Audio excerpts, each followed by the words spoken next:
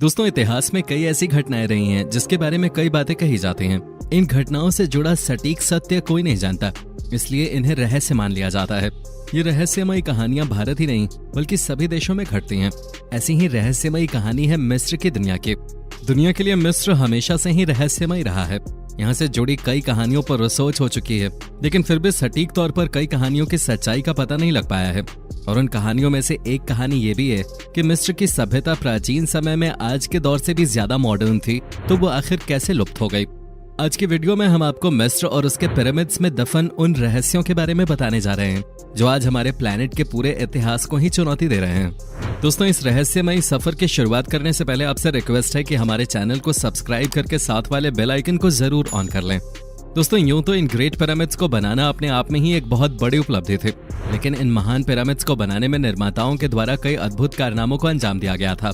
दोस्तों, सबसे पहले पिरामिड्स के निर्माताओं ने पिरामिड्स के बेस के लिए 6000 हेक्टेयर की पथरीली जमीन को काटकर समतल किया और पिरामिड्स को बनाने के लिए अलग अलग आकार के पत्थरों को जोड़ना शुरू किया।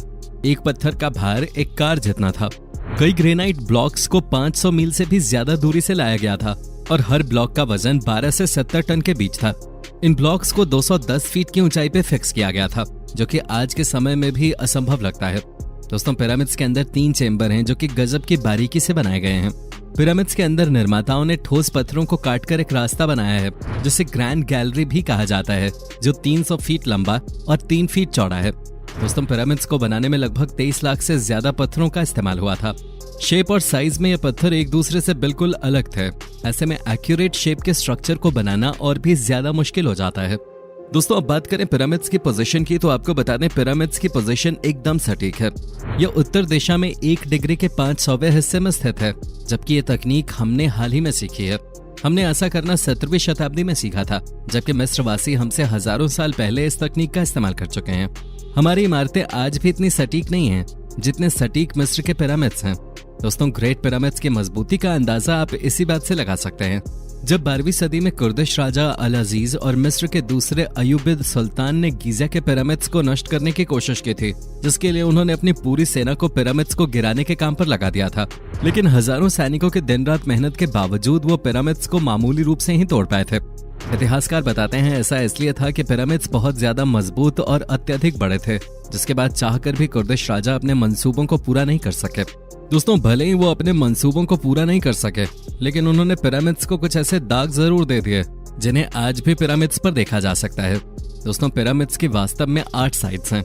आपको बता दें कि 4 साइड्स के मुकाबले 8 साइड्स के पिरामिड्स को बनाना और भी ज्यादा जटिल हो जाता है, लेकिन पिरामिड्स की 8 साइड्स एक स्पेशल एंगल से ही दिखाई देती हैं। दोस्तों, मिस्र वासियों ने पिरामिड्स को बहुत ही तेजी से बना लिया था। मिस्र के विशेषज्ञों का मानना है कि पिरामिड्स को बनाने में सिर्फ 23 साल ही लगे थे।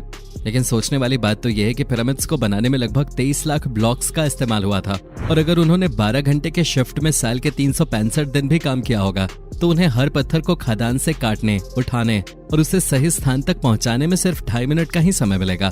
दोस्तों, उस जमाने में मिस्र वासियों के पास न तो पहिए थे और न ही स्टील। ये जानकर हैरानी होती है कि पिरामिड्स को सिर्फ कॉपर की छेनियों, स्टोन हैमर और रस्सियों की सहायता से ही बनाया गया था। दोस्तों, कई विशेषज्ञों ने पिरामिड्स के आर्किटेक्चर पे बहुत ही ध्यान से अध्ययन किया। उन्होंने पाया कि पिरामिड्स की दीवारों के ब्लॉक्स को आपस में इतनी बारीकी से जोड़ा गया था कि उसमें एक रेजर ब्लेड भी नहीं जा सकता था। इसके अलावा पिरामिड्स में कुछ ब्लॉक्स को इस तरह फिक्स किया गया है कि उनकी शेप और साइज दीवार की दूसरी तरफ के ब्लॉक्स की हूबहू मिरर इमेज है। इस तरह की तकनीक के पीछे कोई न कोई वजह जरूर थे। वास्तव में अगर आपको ऐसी इमारत बनानी है जो काफी मजबूत हो, तो उसे हेट्रोजेनस शेप में बनाना होता है, और पिरामिड्स के निर्माता इस तकनीक को भली भांति जानते थे। यानी कि 4000 साल पहले मिस्रवासी जानते थे कि भूकंप प्रतिरोधी इमारत कैसे बनाई जाती है। दोस्तों, प्राचीन मिस्र की लिपि को हिरोग्लिफ्स कहा जाता है, और इस इमेज में आप जो हिरोग्लिफ्स देख रहे हैं, ये अब तक के सबसे रहस्यमयी और विवादित हिरोग्लिफ्स हैं। इन तस्वीरों को देखने के बाद आप सोच रहे होंगे कि प्राचीन मिस्र वासियों के पास कोई न कोई मॉडर्न टेक्नोलॉजी जरूर रही होगी, लेकिन ऐसा कुछ भी नहीं है। वास्तव में ये तस्वीर कोइंसिडेंस से बनी है। ये मिस्र के 2 फराओ सेती I और रामेसेस II के नाम हैं, जो आपस में मिल गए थे। जब इन्हें अलग किया गया तो ये तस्वीर सामने आ गई। मिस्र के विशेषज्ञों ने लक्जर टेम्पल में स्थित रामसेस II के स्टैच्यूज की बारीकी से जांच की, तो उन्होंने पाया कि इन स्टैच्यूज को बहुत ही अविश्वसनीय रूप से तराशा गया था। वहां पर इस तरह की 2 मूर्तियां हैं।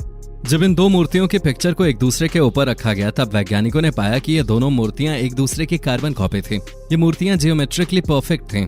आज की आधुनिक तकनीक का इस्तेमाल करके भी ऐसी प्रतिमाएं बनाना नामुमकिन है, जबकि इन्हें 4000 साल पहले हाथों से बनाया गया था। दोस्तों, मिस्र अकेला ही ऐसा देश नहीं है जहां इस तरह की वास्तुकला देखी गई है।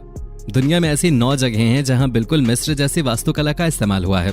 उनमें से कुछ जगहें हैं ईस्टर आइलैंड, नाज़का, कुस्को, सैक्सेबैमन, ओल्लेंटेटाम्बो और माचू पिच्चू।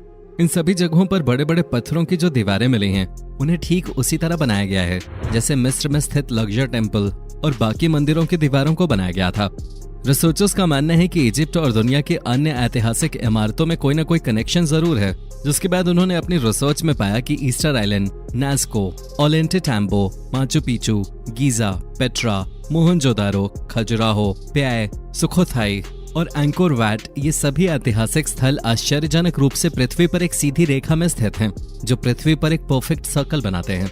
ये सर्कल वहीं पर खत्म होता है जहां से हमने शुरू किया था, यानी कि ईस्टर आइलैंड पर। दोस्तों, आपको क्या लगता है, क्या ये सभी जगहें कोइंसिडेंस से बनी थी या इन्हें किसी खास कारण से बनाया गया था? वास्तव में प्राचीन मिस्रवासी पिरामिड्स के जरिए पृथ्वी के एक बेहद ही जटिल सेलेस्टियल स्फीयर यानी कि खगोलीय चक्र को दिखाना चाहते थे। पिरामिड्स अंतरिक्ष में मौजूद तारामंडलों की एक खास स्थिति के अनुसार बनाए गए थे। पिरामिड्स की स्थिति की बारीकी से जांच करने के बाद यह पता चला कि हर तारामंडल 72 साल में 1 डिग्री खिसक जाता है और एक तारामंडल को पृथ्वी का एक चक्कर पूरा करने में 26,000 साल लगते हैं। दरअसल पिरामिड्स के चारों कोने अंतरिक्ष में मौजूद 4 नक्षत्र को दिखाते हैं। ये नक्षत्र हैं टॉरस, लियो, स्कॉर्पियो और एक्वेरियस। दोस्तों, पिरामिड्स 2 परफेक्ट एक्सिस पे बने हुए हैं, जिनके नाम है उत्तर और दक्षिण गोलार्ध एक्सिस।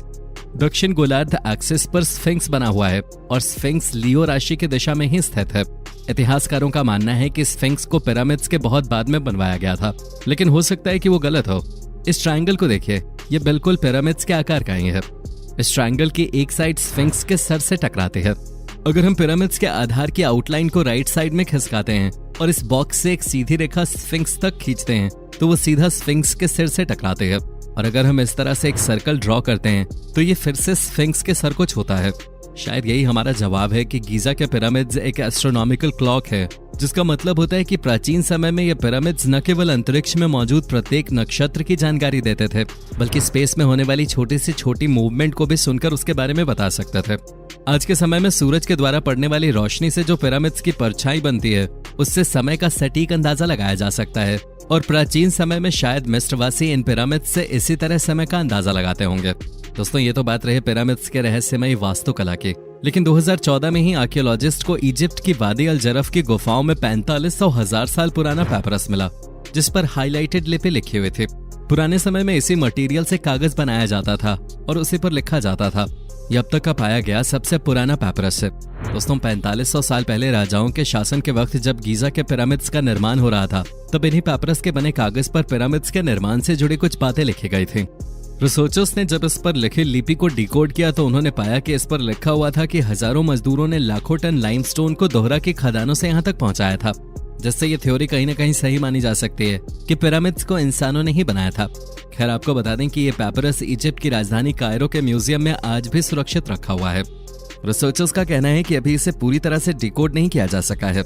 वो अभी भी मानते हैं कि इसमें कहीं ना कहीं पिरामिड्स के और भी कई रहस्य छुपे हुए हैं, जो धीरे धीरे करके ही सामने आएंगे। और जैसे जैसे ये रहस्य सुलझते जाएंगे, हम आपके लिए ऐसी ही वीडियोस लाकर इन रहस्यों को आपके आगे उजागर करते रहेंगे। बाकी इस वीडियो में बताए गए पिरामिड्स के इन रहस्यों के बारे में जानकर आपको कैसा लगा, अपनी राय हमें कमेंट करके जरूर बताएं। वीडियो पसंद आई हो तो वीडियो को लाइक करें और अपने दोस्तों के साथ शेयर करना न भूलें। नए व्यूअर्स हमारे इस चैनल को सब्सक्राइब करके बेल नोटिफिकेशन को जरूर ऑन कर लें। धन्यवाद।